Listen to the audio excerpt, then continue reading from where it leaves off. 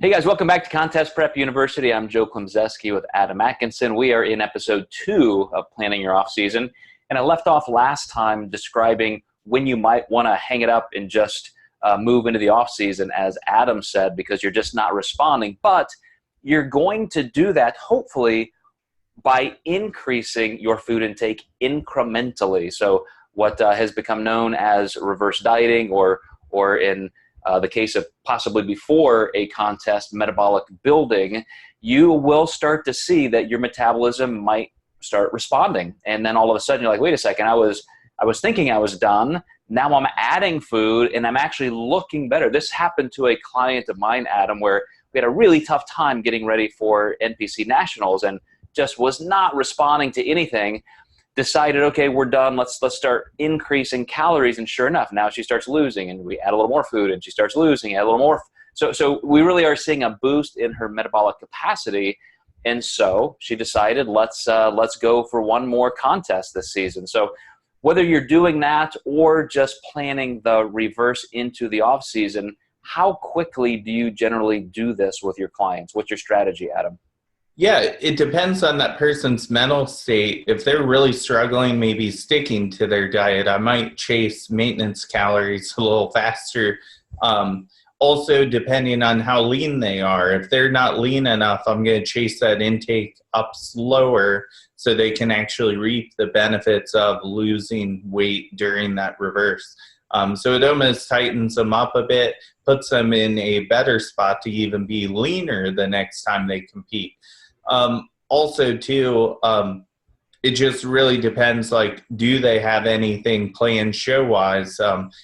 If I'm reversing them and they have another show planned, I'm going to be a little more cautious with food intake to keep them tight versus if we don't have any show in the near future. So those are kind of the three big considerations there. And I know, Adam, we've touched on this many, many times, but there still is this weird notion that reverse dieting or metabolic building means you are intentionally gaining weight. So I've had, bikini competitors, figure competitors say, oh, I've gained 30 or 40 pounds because I'm supposed to, quote unquote, reverse diet. And that means I'm supposed to gain all of this body fat, and somehow that's going to make my metabolism superhuman on kind of a permanent basis. So I know that's not true, but how do you describe that to clients on even what the approach is for in reverse dieting? Yeah, just knowing that hopefully you compete again and you're going to have to lose everything that you gain in the off season. I've heard a lot of coaches say, like, don't worry about the scale when you're reversing, but I mean, that's your data and that's your data point, and you do want to keep an eye on the scale. It's just like you wouldn't drive your car without glancing down at the speedometer on occasion. So if you're going 75 and 65, that's not too bad, but you better be careful if you're going 100. Yeah.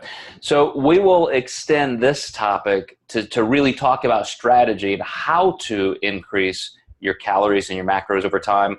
But just as a way of introducing the topic once again, in terms of why you would even do this, I have a client who's not even a competitor, Adam, and he has lost close to 50 pounds, and he's approaching his goal weight.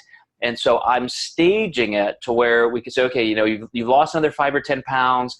Let's take a break. Let's start increasing food very incrementally, get your metabolic capacity, your metabolic rate back up to its highest point, meaning you're still going to make progress. We're just going to slow it down, maybe approach maintenance, and then we'll tackle the next 5 or 10 pounds. So kind of a diet break.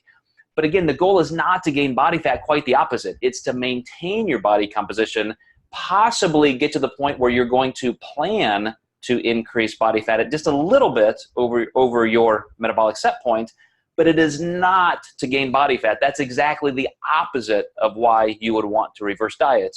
Is that true? Yeah, in that scenario, I do think that that's true. And then you can turn it back on and you should be able to lose weight excellently once you start dropping that food intake again. Yeah, we're going to end up 20, 25% higher in calories without gaining any body fat.